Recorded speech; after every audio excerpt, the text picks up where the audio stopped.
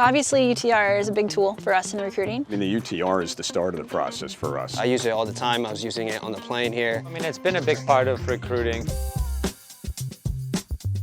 We look at UTR usually as one of the first parameters, how to judge a player or how to assess what their consistency in level is like. I use UTR predominantly in finding players and trying to understand what level they're at. UTR is kind of the gold standard of being able to qualify a player's level. UTR we hold in pretty high regard. I get probably thousands of videos from players around the world, and the most difficult part these days as a coach, most of them you don't get to meet in person. So you're really relying on data and statistics and analytics. So the first thing we do is to look at their UTR, not only their score, but also their history the last couple of years. And it really starts to create kind of the history for that player, which then allows me to initiate the conversation with them. What I personally really like about UTR is going on that stats page and seeing the range of players, because you can kind of see what kind of upside they have, and then you can also see, are they winning at their level consistently, because those two things are huge when we're recruiting, and being able to see that plotted out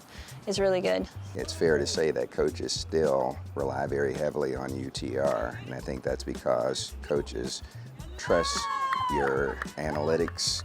They trust, the information that you're putting out. Junior players, parents in particular, they also are using these metrics to steer their prospects, to a given program based on aspirations of playing pro. That's just a parameter of performance that we and an indicator that we look at. But for us, especially at Charlotte, one of the most important things for us is who they are as a person. As a coach, we want to see if they're good academically, being a good positive culture. Looking for players that love to compete, that is huge, because those players can come in hungry, they will develop, they're motivated.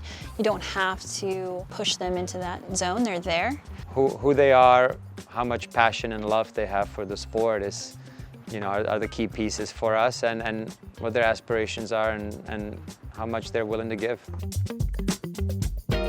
3 tips I'd give a junior player looking to play college tennis would be compete as much as possible. Yeah, we like to see them playing all the money tournaments, the prize UTR tournaments. The money tournaments are pretty good because you get all sorts of players in those tournaments and then all sorts of styles, different personalities. So if you're playing those tournaments, you're getting used to the college scene a little bit. Make sure you play higher level competition. Regardless of your score, it shows that you're not afraid to play players that are at a higher level. That's really important. I think some players think, let me play players that are lower and I'll get a lot of wins. I'm not as impressed personally by that. I like people that are actually going to play at a higher level. But just get the experience. That's the most important thing. Get as much match experience as possible.